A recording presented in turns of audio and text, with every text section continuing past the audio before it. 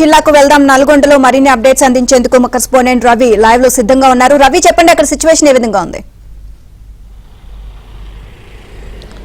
నీలిమ, వచ్చే 36 గంటల్లో అతి భారీ వర్షాలు కురిసే అవకాశం ఉన్న నేపథ్యంలో ఇప్పటికే జిల్లా అధికార యంత్రాంగం అప్రమత్తమైంది. దాదాపుగా 150 నుంచి 250 మిల్లీమీటర్ల వర్షపాతం కురుస్తుందని వాతావరణ శాఖ అలర్ట్ చేసిన నేపథ్యంలో అక్కడికక్కడ ఆ జిల్లా అధికార యంత్రాంగం కంట్రోల్ రూమ్లో ఏర్పాటు చేసింది. ఎలాంటి ఇబ్బందులు జరగకుండా కూడా అప్రమత్తమైన పరిస్థితి ఉంది. ప్రధానంగా ఉమ్మడి నల్గొండ జిల్లా వ్యాప్తంగా ఉన్నటువంటి ప్రాజెక్టులన్నీ జలకళ సంతరించుకుంది.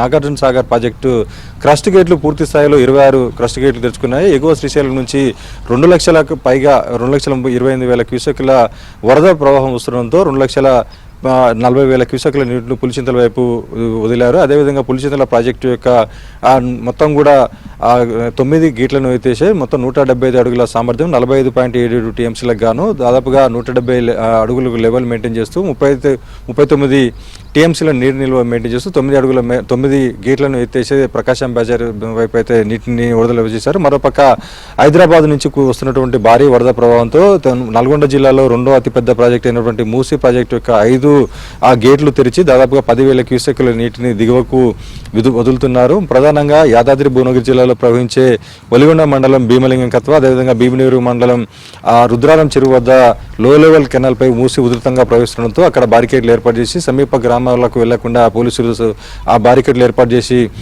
రాకపోకలను అయితే నిలిపివేయడం జరిగింది. ప్రధానంగా సూర్యాపేట జిల్లాలో నిన్న రాత్రి కురిసినటువంటి భారీ వర్షానికి పాలకీడు మండలంలో అలింగాపురంలో 11 సెంటీమీటర్ల వర్షపాతం, అదేవిధంగా మఠంపల్లి మండలం రఘునాథపాలెంలో 7 సెంటీమీటర్ల వర్షపాతం అయితే నమోదైంది. సూర్యాపేట జిల్లా జాజిరెడ్డిగూడెం కస్తూర్బా గాంధీ విద్యాలయంలోకి వాటర్ చేరుకోవడంతో అక్కడ విద్యార్థులకు సెలవులు ప్రకటించారు. మొత్తంగా రాబోయే 36 గంటల్లో భారీ వర్ష ప్రవాహం ఉన్న నేపథ్యంలో జిల్లా అధికార యంత్రాంగం అయితే అప్రమత్తమైంది.